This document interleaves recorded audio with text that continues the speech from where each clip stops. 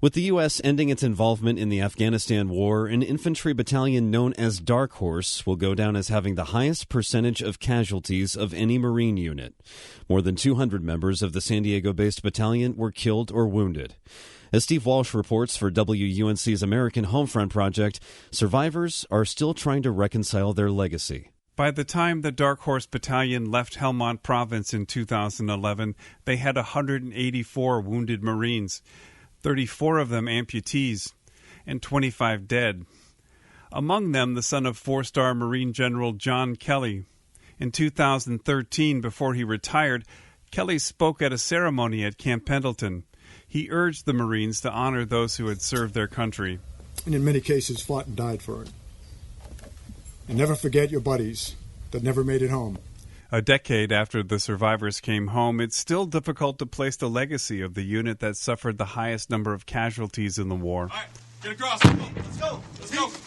Go, go, go, go. Come on, let's go. Logan Stark collected hours of footage shot by his fellow Marines as Darkhorse pushed back against the Taliban during heavy fighting. And this was kind of in that little sweet zone before the Marine Corps started highly regulating people filming stuff. He came back that April, and by August he had left the Corps and enrolled as a student at Michigan State. During that whirlwind, he started making a documentary, interviewing members of Darkhorse.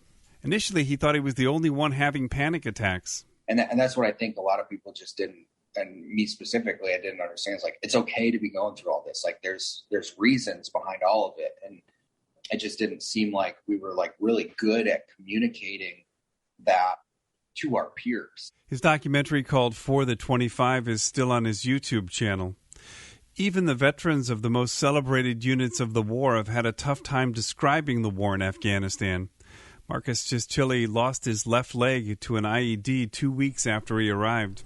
Every day for that first year when I was back in the United States was like reliving that moment. It was a really big struggle to try to figure out, what my life was going to be like after that. After 2 years in the hospital, he is now married with small children and walking on a prosthetic. We were there to protect each other. We were there to bring each other home. We were there to fight, yes, for our country and to accomplish our mission, but every single day was about, I got you. You're my brother. I'm going to make sure you get home today. Gretchen Catherwood's son, Alec, was killed in October 2010.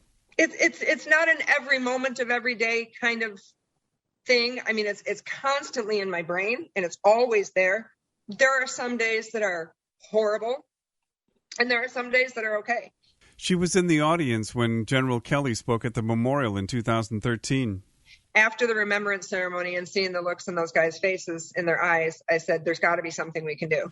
She and her husband moved from Illinois to Tennessee, where they're building a quiet lake retreat for combat veterans to honor the Darkhorse Battalion. You don't want to tell your wife or your mother or your sister or some of your friends from high school what you experienced, what you had to do, but they can talk to each other. And really nobody can help a combat veteran like a combat veteran. Each bedroom is named after one of the 25 who died, with plaques for 6 Darkhorse Marines who have since died by suicide. And I believe that they are a casualty of war every single bit as much as those who were killed in action are. It's their monument to an ongoing sacrifice in a war that cannot easily be explained. In San Diego, I'm Steve Walsh.